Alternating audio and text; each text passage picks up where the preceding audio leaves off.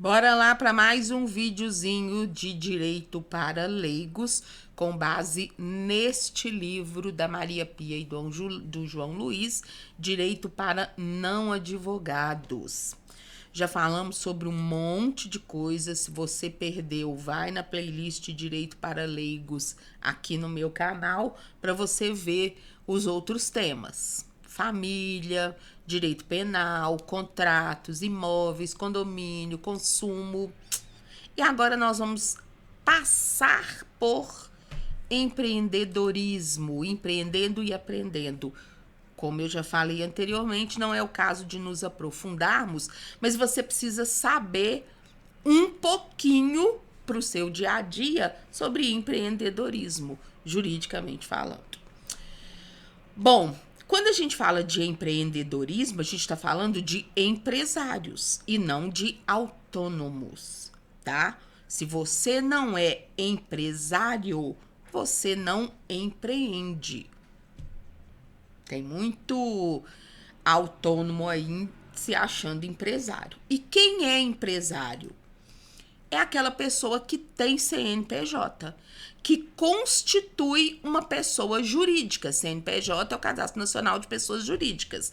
É a certidão de nascimento nossa, é o CNPJ para a empresa. É a certidão de nascimento da empresa. Quando a gente fala empresa, a gente fala de pessoa jurídica. Nós somos pessoas naturais. Empresas são pessoas jurídicas. Então, quando a gente fala de empresário, a gente não está falando de pessoa física, a gente está falando de pessoa jurídica, de empresa, de negócio. E quais são os tipos de empresário e quais são os tipos de empresa? A gente tem o empresário individual, que é o EI, que eu, por exemplo, que sou servidora pública concursada, não posso ser, porque o meu estatuto me proíbe de gerenciar um negócio. Eu posso ser sócia numa empresa, mas eu não posso ser o sócio, a sócia que gerencia, que administra. O empresário individual só tem ele, então é ele que administra. Então eu sou proibida pelo meu estatuto.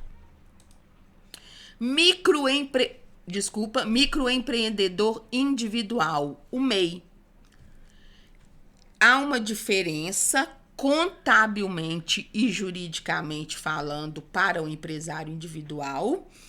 Aqui o microempreendedor, ele pode, o empresário individual, ele não pode ter empregado, se não me engano. O microempreendedor, acho que pode ter um empregado. Deve ter mudado a legislação, mas, enfim, um contador te informa melhor sobre isso. Mas ele é um microempreendedor individual, então ele não vai ter sócio. Então eu também sou proibida. Servidores estatutários são proibidos de serem empresários individuais ou microempreendedores individuais, porque eles vão gerenciar o negócio. E o nosso estatuto prevê que nós não podemos ser administradores de um negócio. Aí você tem a sociedade limitada, que é a maioria. Quer dizer, hoje em dia não sei, né? Porque mudou muito, mas antigamente a maioria das empresas era sociedade limitada.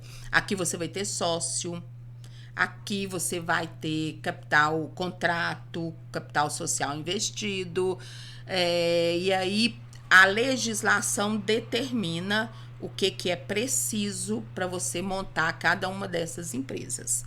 E a sociedade limitada, ela abarca valor de capital social e atividades, a função ou o que você vai vender ou o serviço que você vai prestar também vai determinar cada um desses tipos de empresa e o quanto você vai arrecadar também. Sociedade limitada é a maioria das coisas que a gente conhece, tá? Empresas comerciais costumam ser sociedade limitada. O que é sociedade limitada? É que você tem os sócios ali, um número X de sócios, eles é que dividem os lucros e investem no negócio. Aí, as empresas maiores, você tem sociedade anônima, são as SAs. Além dos sócios que administram, que vão formar o conselho que vai administrar junto com o presidente dessa empresa, essa pessoa jurídica, eles vão vender cotas de capital para qualquer um que queira comprar e investir dinheiro nessa empresa para ajudar ela a crescer.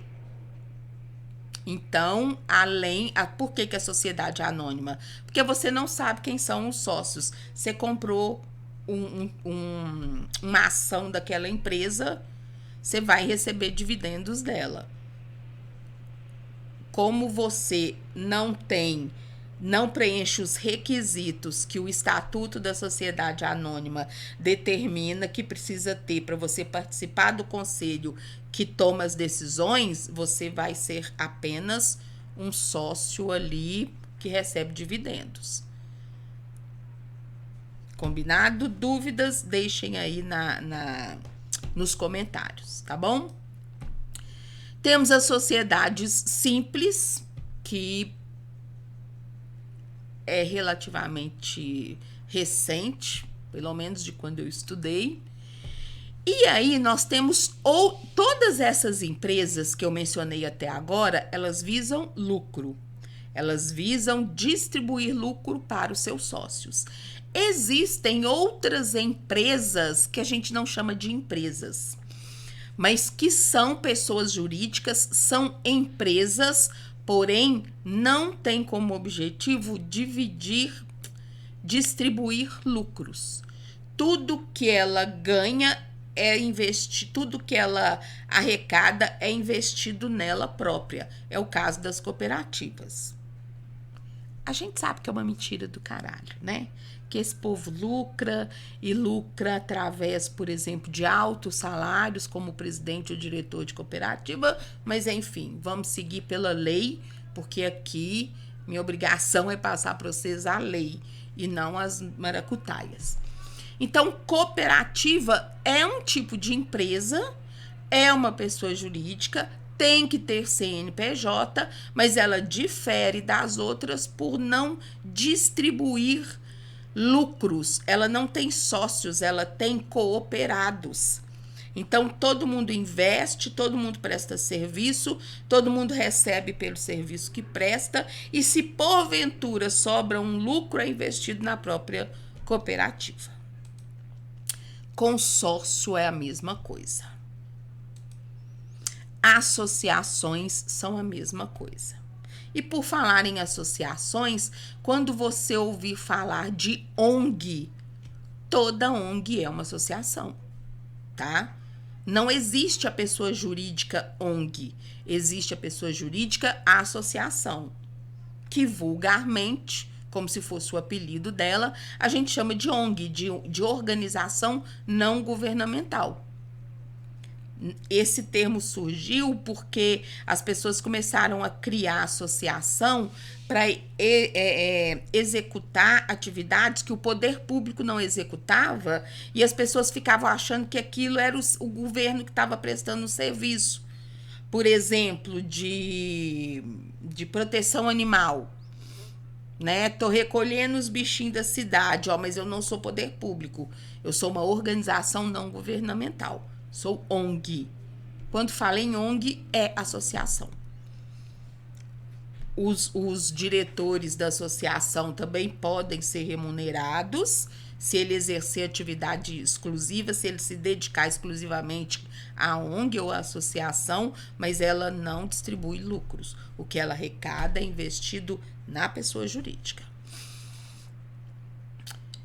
É importante aqui a gente mencionar a responsabilidade dos sócios, no caso dos empresários, e dos administradores, em caso de cooperativa, consórcio e associação. Associação, consórcio, cooperativa, eles não têm sócios, eles têm administradores. No estatuto deles tem lá os cargos: administrador ou presidente, diretor financeiro, diretor administrativo, diretor de eventos, diretor operacional, etc, etc. Aquele cargo a quem o estatuto da cooperativa, do consórcio ou da associação dá poderes, ele responde por erros e falcatruas daquela instituição, igual os sócios respondem na empresa lucrativa, tá? Então tem que tomar muito cuidado com os atos, por isso que muita associação, apesar de instituir seu diretor financeiro, não deixa ele assinar nada sozinho.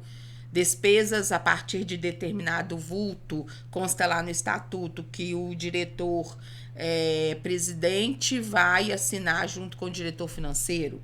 E é obrigatório também ter um conselho fiscal para fiscalizar o que está sendo feito ali, tá? Então, se essa empresa falir, ou se a cooperativa, o consórcio, a associação fecharem as portas, existem despesas que precisam ser honradas com fornecedores, com alunos, com pessoas que já pagaram e não receberam o serviço ou o produto, enfim, trabalhistas, a associação pode contratar, a cooperativa pode contratar. Então, impostos que porventura não foram pagos, se não houver capital remanescente para pagar isso, o sócio administrador responde por isso. E se for, por exemplo, questão tributária ou questão trabalhista, inclusive com seu patrimônio pessoal, se não houver onde a pessoa receber no patrimônio da entidade, da pessoa jurídica. Fique esperto. Então, por isso você tem que ter esse mínimo de conhecimento jurídico a respeito de empreendedorismo, para você, alguém te chama para ser sócio e você de repente descobre que você está sendo um laranja, você perde seu patrimônio. Toma muito cuidado, tá?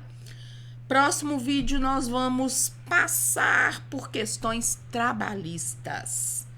Te espero lá, hein?